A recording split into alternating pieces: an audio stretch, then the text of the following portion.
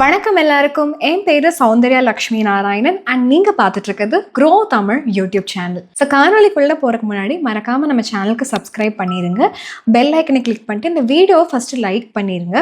அப்புறம் வீடியோ ஃபுல்லா பாருங்க, அப்பதான் இன்னும் நிறைய பேருக்கு போய் இந்த மாதிரி பயனுள்ள வீடியோ அவங்களுக்கு சேரும். அதுதான் நமக்கும் வேணும்ல. சரி வாங்க காணொலிக்குள்ள போலாம்.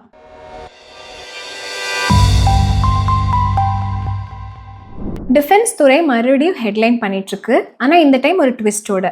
கேள்வி என்னன்னா, இந்த துறையில என்ன மாறி இருக்குன்னு ரெண்டு மேஜர் ரீசன்ஸ் வந்திருக்கு. இந்த கிளிப்பை பார்த்துட்டு வாங்க. What has really changed in the last couple of years? One is, of course, this whole Make in India that we've been seeing and the increased orders that these companies have been getting.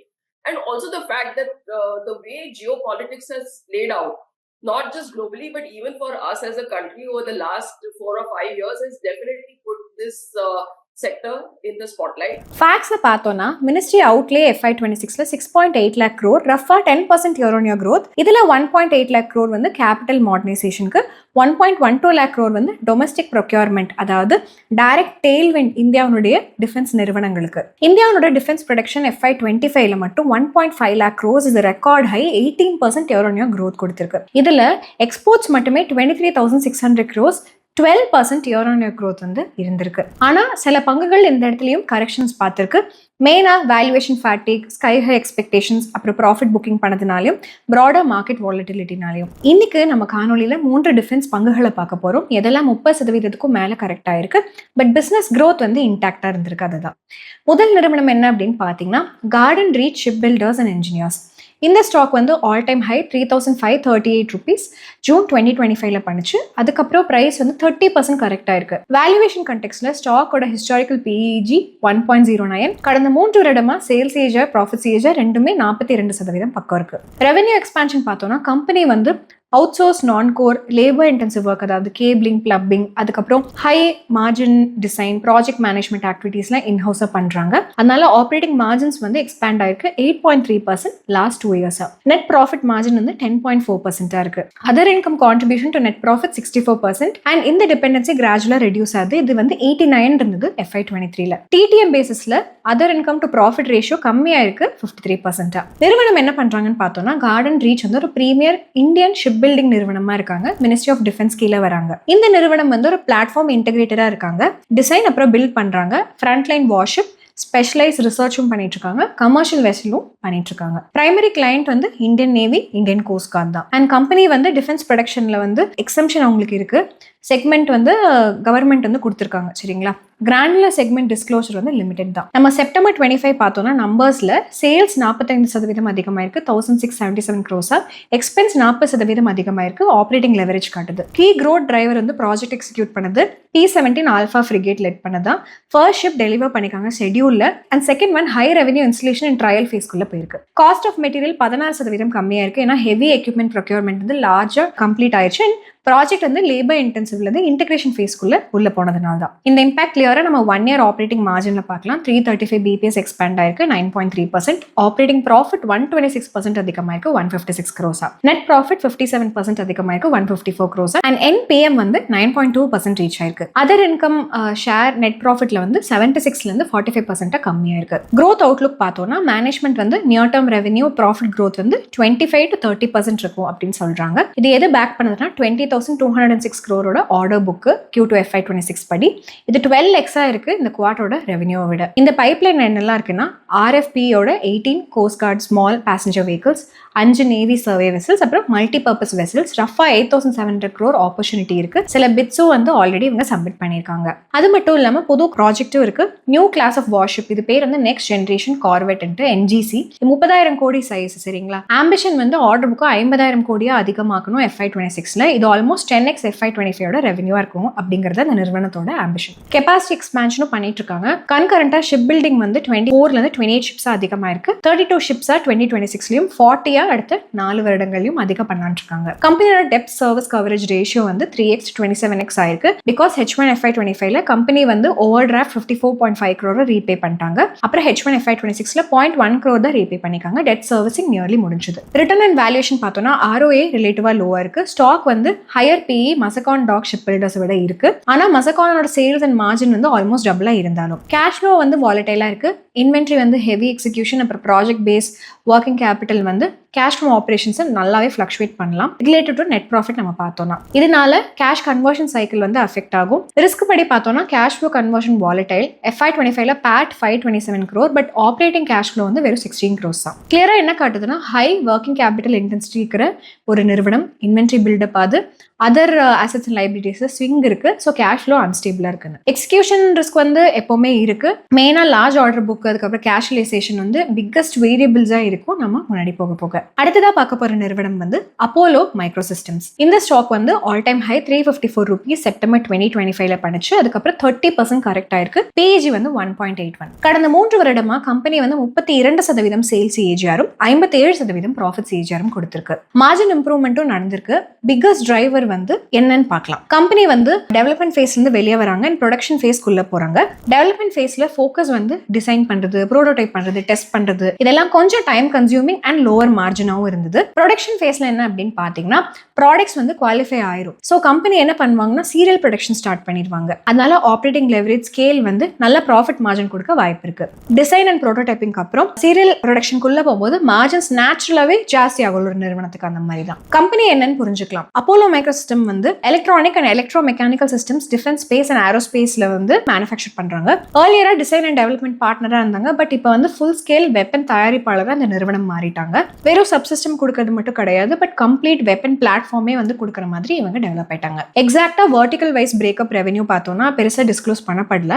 September 2025ல P&L sales 40% வளர்ந்திருக்கு, 225 crores. Expense வந்து வெறும் 30% தான்.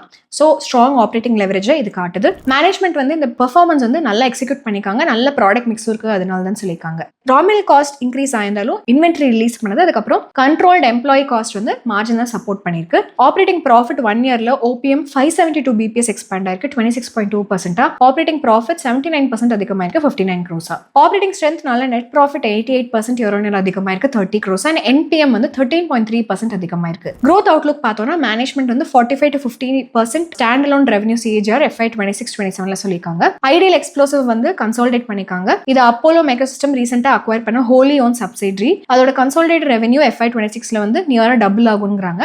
FY25ல 562 crores, அதாவது FY26ல 1100 crores ஆகுங்கிறாங்க. And இந்த acquisition வந்து 107 crores பண்ணிருக்காங்க, அதாவது 0.2x price to sales multiple தான். ஆர்டர் புக் வந்து 785 crores செப்டம்பர் எண்ட்ல பார்த்தோம்னா 1.4x விசிபிலிட்டி இருக்கு FY25 ரெவன்யூக்கு. growth சப்போர்ட் பண்றதுக்கு கம்பெனி வந்து 8x கெபாசிட்டி எக்ஸ்பான்ஷன்ல வந்து பிளான் பண்ணிருக்காங்க. டோட்டல் கேபெக்ஸ் வந்து யூனிட் எக்ஸ்பான்ஷன்ல 250 crores, ரஃபா 44% கம்பெனியோட ரெவன்யூ FY25ல. ஃபேஸ் 1 ஆல்ரெடி ஸ்டார்ட் பண்ணிட்டாங்க, ஃபுல்லா கமிஷன் பண்ணிருக்காங்க, ஜூன் 2026ல முடிஞ்சிடும். கேஷ் ஃப்ளோ சைட்ல வாலட்டிலிட்டி கிளியரா இருக்கு. CFO to PAT ratio fluctuate ஆயிட்டே இருக்கு. ஒர்க்கிங் கேபிட்டல் சென்சிட்டிவிட்டியை அது வந்து தெளிவா காட்டுது. இன்வென்ட்ரி டர்ன் ஓவர் வந்து ஸ்லைட்டா இம்ப்ரூவ் ஆயிருக்கு.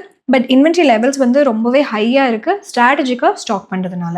லோன் எடுத்திருக்காங்கல்ல, அதனால டெட் சர்வீஸ் கவரேஜ் ரேஷியோ வந்து கொஞ்சம் வீக்கன் ஆயிருக்குன்னு சொல்லலாம். பாசிட்டிவ் சைட்ல கேஷ் கன்வர்ஷன் சைக்கிள் 605ல இருந்து 450 டேஸா கம்மியா இருக்கு, அதனால கிராஜுவலா நார்மலைஸ் ஆகுதுன்னு தெரியுது. ரிஸ்க்கும் கிளியரா விசிபிளா இருக்கு. ஒர்க்கிங் கேபிட்டல் சைக்கிள் பெட்டரா இருக்கு, பட் 450 டேஸ் இது இன்னும் ஹை தான். இது கூட சேர்ந்து ரிட்டர்ன் ரேஷியோஸும் வீக் ஆயிருக்கு. டெட் சர்வீஸ் கவரேஜ் ரேஷியோ வந்து 16.4x இருந்தது FY24ல, இது 7.3x ஆயிருக்கு FY25ல. ரீசெண்டா ஐடியல் எக்ஸ்ப்ளோசிவ் யூனிட் வாங்கியிருக்காங்கல்ல, அது வந்து ப்ராஃபிட்டபிலிட்டியில ஒரு டிராக் பண்ணிருக்கு. எபிட்டா லெவல் லாசஸ் வந்து ரிப்போர்ட் ஆயிருக்கு. போக போக அவங்க என்ன சொல்றாங்கன்னா மார்ஜின் எக்ஸ்பான்ஷன் நடக்கும். இது வந்து கொஞ்சம் ஸ்லோவா இருக்கும் செகண்ட் ஹாஃப் FY26 அண்ட் FY27ல. Depreciation and operating cost new units unit 2 and 3 kick in ஆனதுக்கு அப்புறம். நம்ம பட்டியலில் இன்னைக்கு 3வது பார்க்க போற நிறுவனம் வந்து Paras defence and space technologies. இந்த ஸ்டாக் வந்து ஆல் டைம் ஹை 972 rupees மே 2025ல பண்ணுச்சு. அதுக்கப்புறம் ஆல்மோஸ்ட் 30% கரெக்ட் ஆயிருக்கு. கடந்த 3 வருடமா சேல்ஸ் CAGR 26%, ப்ராஃபிட் CAGR 32% இருந்திருக்கு. FY25ல EBITDA மார்ஜின் 26.7% ஜம்ப் ஆயிருக்கு. PAT 16.9%. மெயின் ரீசன் வந்து ப்ராடக்ட் மிக்ஸ் ஷிஃப்ட் தான். ஆப்டிக்ஸ் அண்ட்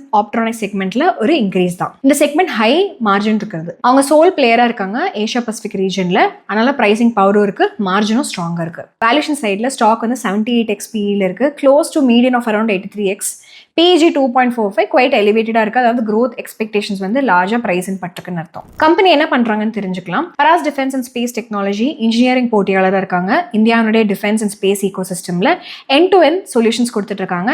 டிசைன்ல இருந்து மேனுஃபேக்சரிங் அப்புறம் டெஸ்டிங்கும் பண்ணிட்டு இருக்காங்க. கம்பெனி வந்து ரீஆர்கனைஸ் பண்ணிக்காங்க அவங்களோட ஆப்ரேஷன்ஸை 2 கோர் செக்மெண்டா. ஃபர்ஸ்ட் வந்து ஆப்டிக்ஸ் அண்ட் ஆப்ட்ரானிக்ஸ், ரெண்டாவது வந்து டிஃபென்ஸ் இன்ஜினியரிங். இந்த ஆப்டிக்ஸ் அண்ட் ஆப்ட்ரானிக்ஸ்ல high precision imaging surveillance technology பண்ணிட்டு இருக்காங்க. ட்ரெடிஷனலா ஹை மார்ஜின் செக்மெண்டா இருந்திருக்கு. இது லார்ஜா ஃபிளாட்டா இருந்திருக்கு H1 FY26ல. ரெவென்யூ 4% தான் அதிகமாயிருக்கு அண்ட் கான்ட்ரிபியூஷன் வந்து 45% 41% கம்மியா இருக்கு.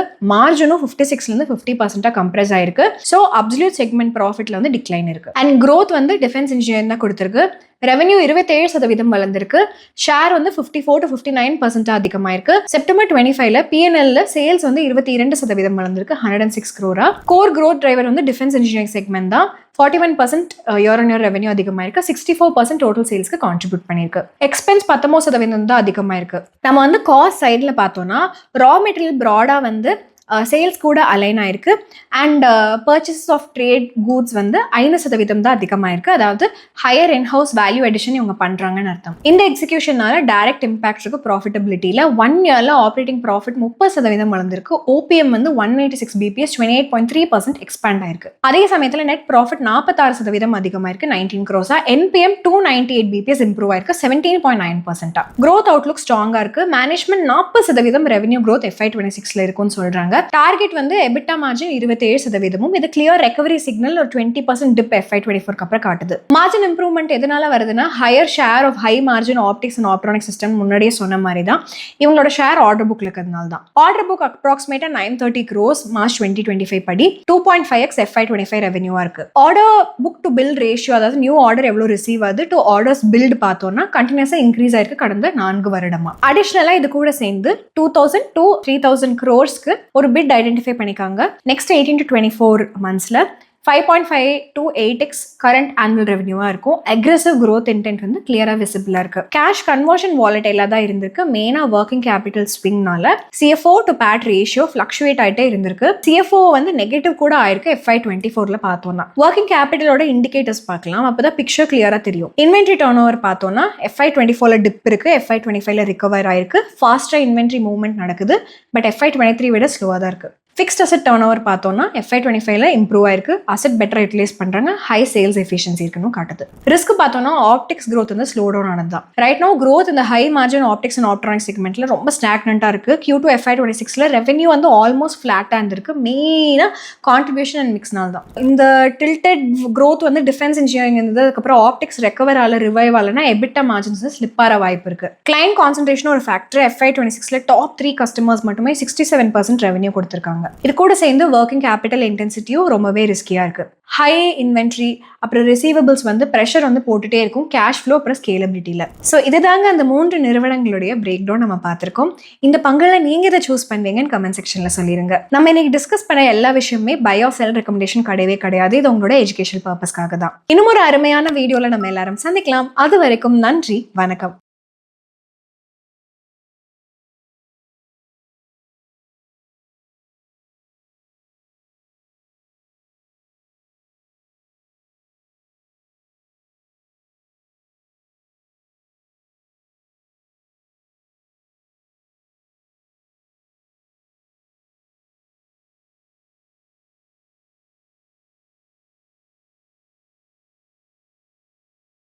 Investment in securities market are subject to market risks. Read all the related documents carefully before investing. Please read the risk disclosure documents carefully before investing in equity shares, derivatives, mutual fund, and or other instruments traded on the stock exchanges.